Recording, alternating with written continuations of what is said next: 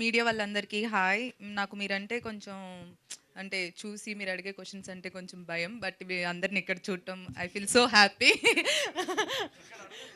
ఆహా! నో, నార్మల్‌గా నేను టీవీలో చూస్తూ ఉన్నాను. మళ్ళీ ఇక్కడ చూసాను. హాయ్ అని చెప్తున్నాను అంతే.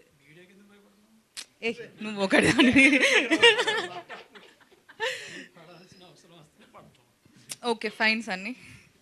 సో, ముఖేష్ గారి గురించి మాట్లాడాలి. నా లైఫ్‌లో ఫస్ట్ టైమ్ ఒక షో చేస్తే, ఆ షోకి డైరెక్టర్ ముఖేష్ గారు. ఆల్మోస్ట్ ఒక 3 మంత్స్. ఆ 3 మంత్స్ చాలా టార్చర్ ఆయన.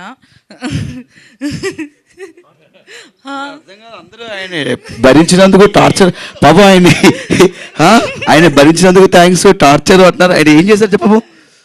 ఆయన ఏం అడిగినా అది కాదు, జస్ట్ ఇప్పుడు నా ఒక నిమిషం. ఒక విక్రమ్ గారు, ఒక సూర్య గారు తయారైనట్టు బాలా గారి వల్ల. ఎందుకంటే డైరెక్టర్ బాలా గారు అలా చేయిస్తారు అందరితోని వర్క్. అలాంటప్పుడే టాలెంట్ బయటికి వస్తారు అనమాట. సో అలాంటి వ్యక్తి అనమాట. అట్లా ఇప్పుడు నేను అడగలేదు ఇదంతా.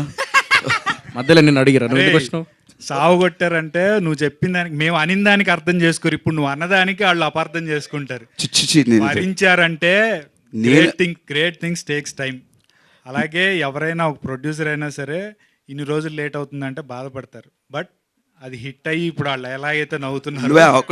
నేనేదో కామెడీ చేస్తున్నా, ఆయన ఏమో సీరియస్గా వచ్చి చెప్తారు మొత్తం. కామెడీ కాదు రే. Yeah, thank you. So coming to Bahishkarana, నాకు అంజలి గారు అంటే చాలా ఇష్టం. సీతమ్మ సిరిమల్ల చెట్టు, తర్వాత రీసెంట్గా గీతాంజలి కూడా. అండ్ జర్నీ అయితే పిచ్చి పిచ్చిగా ఇష్టం. మీ డైలాగ్స్, మీ వాయిస్, మీ అంతా ఒక తెలుగు హీరోయిన్గా ఐ జస్ట్ లవ్ యూ అంజలి గారు. And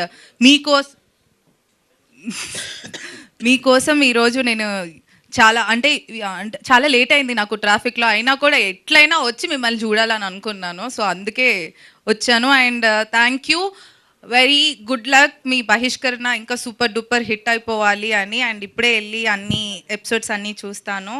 and thank you so much Mukesh గారు అండ్ అంజలి గారు.